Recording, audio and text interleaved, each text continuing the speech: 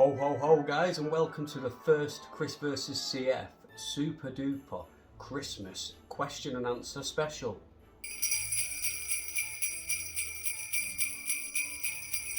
So Olivia has kindly written down the questions that I'm going to answer, which is pretty much all of them, in my naughty or nice booklet. So let's see who's been naughty and who's been nice and who's getting a question answered. First on the naughty list we've got Susan Manning. Wow, can't think of a question, but just want to say hey, I'm loving your videos. You always make me laugh. This one's going good, I really like this one. Coping with humour is far better than being miserable. 100% it is. You either laugh or you cry. So make sure you're laughing. Boring med question.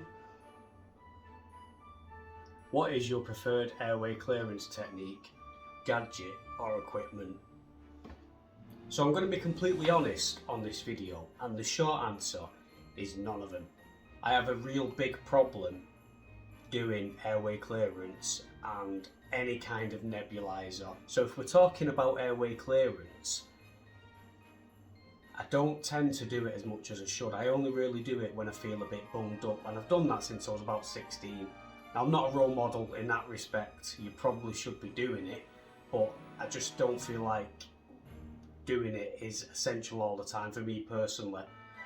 So what I tend to do when I do it, I think it's called active breathing technique, but it'll tell you whether you've got crap on the bottom, the middle or the top, and as you do it you'll get a feel for which area needs clearing, and it is actually quite good. It's a really good technique, so I say that's my favourite. I'll put the name of it when I find it in a minute. If it's not active breathing technique, I'll put the name over it there. I hate them all. So we've got Nelson with one of the most difficult questions that a human being has ever asked me, and I didn't know whether to answer it because, you know, it could upset a lot of people, but I'm going to do it because I want to be honest and I want to be open. So KFC or McDonald's.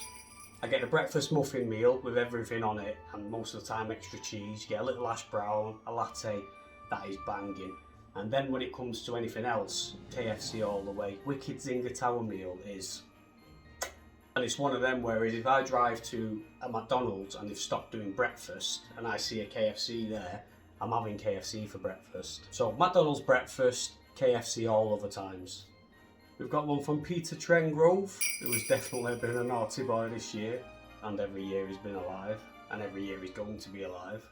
What is the most stupid myth you have heard about CF or diabetes, and how did you react to it? I've heard a lot of shit in my time, Peter, but this probably isn't the worst thing someone said to me, and it's probably not the worst myth ever either, because people just don't know. But the question comes up more often than not is, can I catch cystic fibrosis? I'm going to catch it. I've heard I can catch it, and that's a dog shit myth.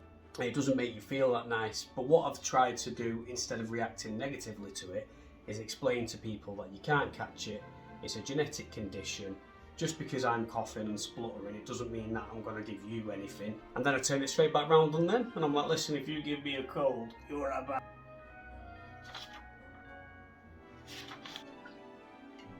So a good question here from Mr. B, who's on the naughty nice list. What mutations do you have? So most people, or the most common type of mutation is the double delta, which is the F508 del. People often get 2 copies of that. With cystic fibrosis though, as you probably know, as most of you probably know, you get 2 copies of a bad gene. So I have 1 copy of F508 del, and then I have a different one which is actually quite rare, and I forget the name of it because I've got a memory like a sieve, but let me tell you this, before Kaftrio came about, I didn't really care what variation I had. I didn't care whether it was double delta, treble delta, alpha delta Romeo. I didn't give a shit because I just tried to live how I could and tried not to get worried about what variant of this disease I had. I just know I've got it. So my other one is quite a rare one, and it almost stopped me getting Kaftrio. I was quite persistent with it because I'd missed out already on quite a few different trial drugs. So Semkeve, Orkambe, all that stuff. I was never even in the running for that, and I sat there and watched everyone else have a go of it, and I was dead happy for them. But I was always thinking, well, what about me? So when it came to Kaftrio, when everyone was raving about it, I was desperate to get on it, and that's when I started paying attention. But the gene type, which I am, which I'll put over there when I can find it, it wasn't really tested with Kaftrio, and it almost caused me to miss out. The clinic said that they just squeezed my genetics on a final little list they had, and if they wouldn't have done that, then I wouldn't have been on it. As far as I know, I don't know the science behind it, but I don't know whether there's worse combinations or not. But I know plenty of people with double delta who are in equal health to me, and I also know some people who aren't doing as well as me, and I know some people who are doing better than me with all kinds of different combinations of genes. So although it is an important thing to know, probably more important than I put emphasis on, try not to worry about it. If you are worried about it, it's cystic fibrosis. It's a bastard. We'll get through it, we'll hammer it. So Skipper says Kaftrio is getting the green light next week in the Netherlands. Way too late. You're damn right it's too late. But at the same time, we can only move forward, can't we? So as soon as you get it, grab it with both hands, get it all down your mouth, and let's get healthy together. What advice would you give to people who have yet to start Kaftrio regarding the mental aspect?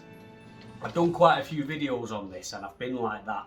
Don't compare yourself to other people, and that includes me, because there's people who have had a better journey than I have, there's people who've had a worse journey than I have. I say worse, but you're an individual person, and you've always got to measure yourself against yourself. Don't worry about all this perfect, everyone looking perfect, everyone saying, oh my god, I was in bed and now I'm running about. You just take it one step at a time and just let it happen, and don't always second guess yourself, because what I did, I was like saying to Liv, oh shit, am I getting any better? Do I look better today? Do I actually feel better today? I don't know.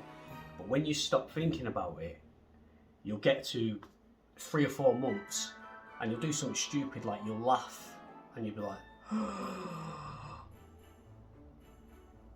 I've just laughed and not coughed my arsehole out. We've been used to having cystic fibrosis now. I mean, we've still got it, but we've been used to fighting it day in, day out.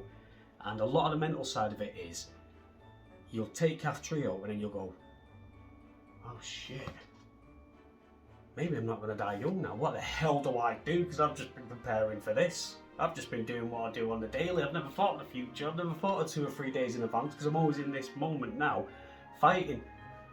But just stay in that moment. Don't think too far ahead in the future. Just stay in the moment you're in now and just let it all go naturally, and let it scale to where it needs to scale. And don't put too much expectations on yourself. Congratulations and enjoy it. No matter what happens, enjoy it, because this is a breakthrough. It's a foot in the door. If this doesn't work for you, if it stops working for you, we're there now, so something will. Skipper also asked what medications I was on before and what medications I was on after. So this again, this is kind of an expectation thing, and it was for me. I'll just tell you quickly, I am on all the medication that I was on before, I'm on now. I think every medication that I'm on it for a good reason, and I don't think Kaftrio's been that outstanding that I can come off anything. I'm still on salt tablets, I'll do 2 of them a day, 4 or 5 if it's warm. In Vegas I was practically snorting and was like, I'm on Ramparil for my heart, which obviously Kaftrio isn't going to affect my heart. Creon, same amount of Creon. I've actually increased my Creon, and it's helped me a lot. Multivitamins, Paravit, azithromycin, I still take 1 of them daily. I've had my bloods and everything's running exactly the same as it was. I just feel fantastic on top of it. What's your favourite game of all time? I'm going to assume this is a computer game, because I am a massive nerd. First and foremost, Final Fantasy VII, the original PlayStation. You can't get much better than that. But there's also Zelda, Ocarina of Time, Majora's Mask on the N64. I like a bit of COD. I love Tekken. I am a demon on Tekken. I feel like I could go pro, doing the same 2 moves over and over. Now this is a good one. This kind of gives me a little bit of a big head, and as I'm saying it, I'm just going to try and tilt my arm as much as I can. So a few people have asked this. Let me get to my page. So you got my friend Gareth, who's definitely on the naughty list. Please can we see your typical gym workout to keep your CF at bay? And then you've got nobody who's responded to that as well, and he said you seem to look healthy and proportional with no belly. Tell me your secrets and I will spare your soul. When I was young, I was pencil thin, and I was till I was about 18. I'll throw you a few pictures up there. And from about 18, I started really getting involved in the gym, and I was just doing the standard. And when I say standard, I mean literally the most bog standard exercises you can do, and I still do them to this day.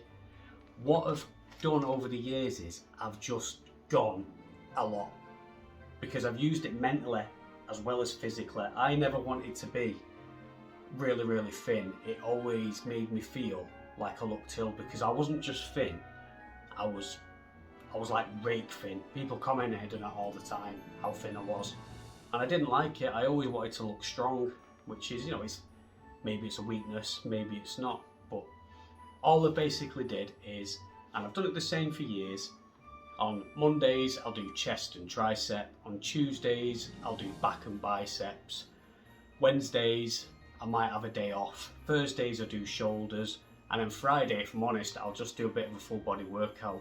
I kind of got myself into a routine where it feels weird for me not to go to the gym, but saying that, I do believe that as long as you're doing something, it's working. Now you might not see results in days, you might not see them in months, you might only see a bit in a year, but if you keep cracking on at it, you will get to where you need to be. It took me absolutely years to get to a state where I am now, because these pictures here, I look good, admittedly, I look more toned than I am now, but in them pictures I'm wearing a size small t-shirt. And that's over the course of about 4 or 5 years. I actually only stopped wearing small t-shirts probably when I first hit 30, and I got a bit of the old chippies and that, and I thought this ain't happening no more. I'm not coming out of it, I'm like a sausage bursting out of its casing. My diet has always consisted of eating crap. I've never followed a diet, I've never done protein, creatine or anything like that. I've just exercised, and I've exercised however I wanted.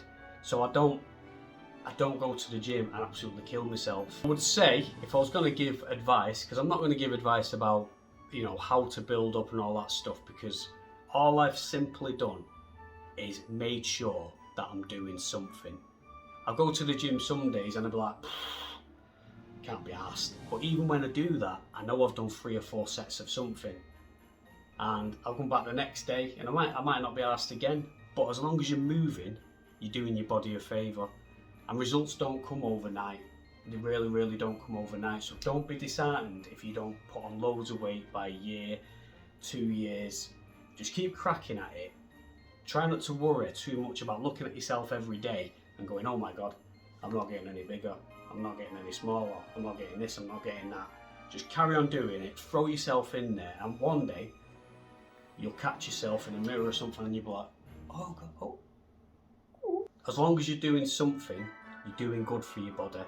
So if it's running, if it's light exercise, whatever you're doing, it will be working. So just stick with it. You might want to do a nice fancy diet, you might want to do all that, but I just eat what I want, when I want. If I didn't go to the gym, I'd be absolutely £600 life worthy. Mainly these days, I go to the gym so I can eat what I want, and I do eat what I want. The IVs and stuff, you're right, they do set you back. They are dog shit, and sometimes you're too ill to actually work out. But what I usually do with the physios, when it comes to that, I make sure that when I'm in hospital, I'm forcing food down my throat so I don't lose too much weight. I'm doing running. I switch my mental mindset to start doing a bit of running and resistance training. I usually have like 10 kg weights knocking about, so I'll just do them every now and then in my room. You can't really help the setbacks, and there will be times when you're too ill to work out. But again, bottom line is, don't put too much pressure on yourself to grow immediately or get thin immediately. Just keep doing what you're doing. As long as you're doing something, you're doing yourself a lot of good. We've got Dark Night of the Scarecrow. just by his name, he sounds like he's been a naughty boy this year. By the way, when I'm saying he's been a naughty and nice boy or girl, it's I'm plucking out of thin air. Why could you not do a hospital stay without visitors? My advice, doing a stay without visitors shows how mentally strong you are, in my opinion. See, that's a good point. There's different things that people find mentally strong, isn't there? So when I'm in hospital, what makes me feel good is progress. So it's starting off in bed, can't even do anything, and then it's walking around the room, and then it's walking out in the hall, then it's going to the shop, but then it's doing this, doing that, until it all just scales up until I go, right, I'm going home. So different things get different people going in hospital. There's days in hospital where I don't want to speak to anyone and I just want to be on my own, and to be honest, I could do a hospital visit from start to finish without speaking to anyone, but I know for a fact that my family won't let me do that, because even when I say to them, listen, hey, don't come today, they're like, oh no, we won't, and then they all burst through the door with rackers and everything trying to cheer me up. So I am quite a solitary person in general, so I can spend hours and days on my own because I love my own company. My family worry too much, and part of my cystic fibrosis and part of dealing with it is making sure that they don't. If you've just sat through all that, you deserve a present. So I hope Father Christmas brings you what you want. I bet you got excited, didn't you, thinking I was going to give out presents? I can't give out presents. I don't make any money off this YouTube thing. I'm here for you and for me and for the fun. So let's keep it going. Like and subscribe and all that.